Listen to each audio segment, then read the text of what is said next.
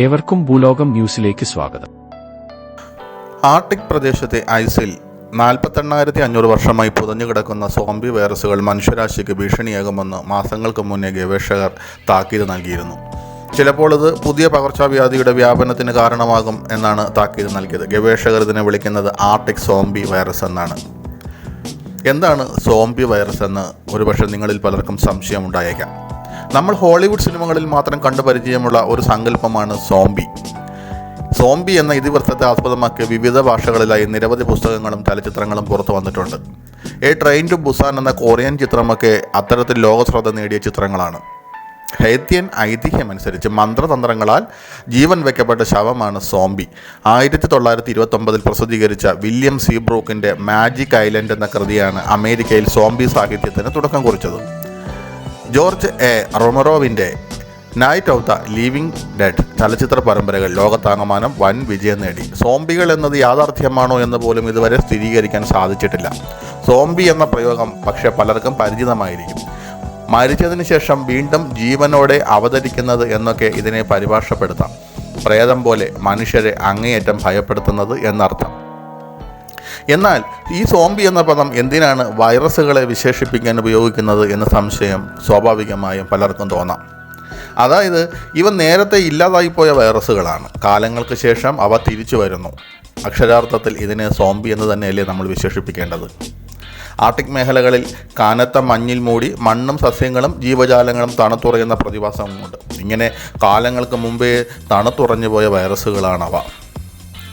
Covid പോലുള്ള രോഗാവസ്ഥകൾ വന്നതും ലോകം മുഴുവൻ പടർന്നതും പലയിടങ്ങളിൽ ലോക്ക്ഡൗൺ പ്രഖ്യാപിച്ച് ലോകം നിശ്ചലമായി കോടാനുകോടി മനുഷ്യരുടെ ജീവനോപാധികൾ വഴിമുട്ടിയതും ഒക്കെ നമുക്കറിയാം.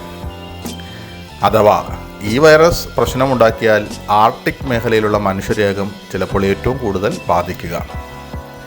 ആഗോളതാപനത്തെ തുടർന്ന് ആർട്ടിക്കിലെ പെർമാഫ്രോസ്റ്റ് ഉരുകുന്നതിനെ തുടർന്ന് മഞ്ഞിൽ പുതഞ്ഞ് നിർജീവമായ അതിപുരാതന വൈറസുകൾ വീണ്ടും സജീവമാകും എന്നാണ് റിപ്പോർട്ടുകൾ പറയുന്നത്. ജനിതക ശാസ്ത്രജ്ഞൻ മൈക്കൽ ക്ലാവറിയുടെ റിപ്പോർട്ടിനെ ഉദ്ധരിച്ചാണ് ഈ വിവരം മാധ്യമങ്ങൾ റിപ്പോർട്ട് ചെയ്തത്. നമ്മളിപ്പോൾ ഭീഷണി നേരിടുന്നു. ഇത് കൈകാര്യം ചെയ്യാൻ നാം തയ്യാറെടുപ്പ് നടത്തേണ്ടതുണ്ട്. ഗവേഷകർ ഒരു മോണിറ്ററിംഗ് നെറ്റ്വർക്ക് വികസിപ്പിച്ചു. ഇതിലൂടെ പുരാതന സൂക്ഷ്മജീവികൾ സൃഷ്ടിക്കുന്ന രോഗങ്ങൾ തിരിച്ചറിയാനും അതിലൂടെ പകർച്ചവ്യാധി വ്യാപിക്കുന്നത് തടയുകയുമാണ് ലക്ഷ്യം. പെർമാഫ്രോസ്റ്റിലെ ആഴമുള്ള പാളിയിൽ മില്യൺ വർഷം പഴക്കമുള്ള വൈറസുകൾ സംരക്ഷിക്കപ്പെട്ടിരിക്കുന്നു. അതായത് മനുഷ്യൻ്റെ ആദ്യ പൂർവികർ പ്രത്യക്ഷപ്പെട്ട 3 ലക്ഷം വർഷം മുമ്പുള്ള വൈറസുകൾ പോലും പെർമാഫ്രോസ്റ്റിൽ സംരക്ഷിക്കപ്പെട്ടിരിക്കുന്നു. ഇവയ്ക്കെതിരെ ആധുനിക മനുഷ്യന് പ്രകൃതിദത്തമായ പ്രതിരോധശേഷി ഇല്ല. നമ്മുടെ ഇമ്മ്യൂൺ സിസ്റ്റം ഈ പുരാതന സൂക്ഷ്മജീവികളുമായി ഒരിക്കലും സമ്പർക്കത്തിൽ വന്നതാണ് ഗവേഷകരെ ആശങ്കപ്പെടുത്തുന്നത്. ചിലപ്പോൾ ഈ സോംബി വൈറസ് പോളിയോയുടെ ഒരു പുരാതന രൂപത്തിന് കാരണമാകും എന്ന് ഗവേഷകർ കരുതുന്നു. നമുക്കറിയാം, ഇത്തരം വൈറസുകളെ പലപ്പോഴായിട്ട് മനുഷ്യൻ തന്നെയാണ് സജീവമാക്കുന്നത്. അത് കോവിഡ് പോലുള്ള രോഗങ്ങൾ വന്നപ്പോൾ തന്നെ തെളിഞ്ഞിട്ടുള്ള കാര്യമാണ്. കാരണം മറ്റുള്ള മൃഗങ്ങളിലും പക്ഷികളിലുമൊക്കെ സജീവമാകുന്ന വൈറസുകൾ അതിൻ്റെ ശരീരത്തിന് യാതൊരു പ്രശ്നവും ഉണ്ടാകാതെ ജീവിച്ചു പോകുമ്പോൾ, മനുഷ്യർ അതിനെ ഭക്ഷണമാക്കുമ്പോൾ, അതിനെ ആഹരിക്കുമ്പോൾ മനുഷ്യനിലേക്ക് ഇത്തരം വൈറസുകൾ കടന്നുകൂടി പെറ്റുപെരുകി മറ്റുള്ളവരിലേക്ക് വ്യാപിച്ച് അതൊരു വലിയ മഹാമാരിയായി മാറുന്ന ഒരു സാഹചര്യമുണ്ട്. ഇങ്ങനെ അനവധി മഹാമാരികളുടെ ചരിത്രത്തിലൂടെയാണ് ലോകം കടന്നുപോയത്.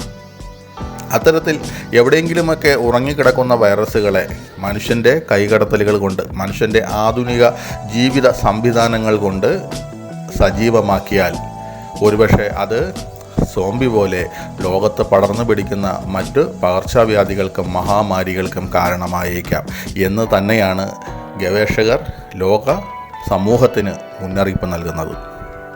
കൂടുതൽ വാർത്തകൾക്കും വിശേഷങ്ങൾക്കും ഭൂലോകം ന്യൂസ് സബ്സ്ക്രൈബ് ചെയ്യൂ.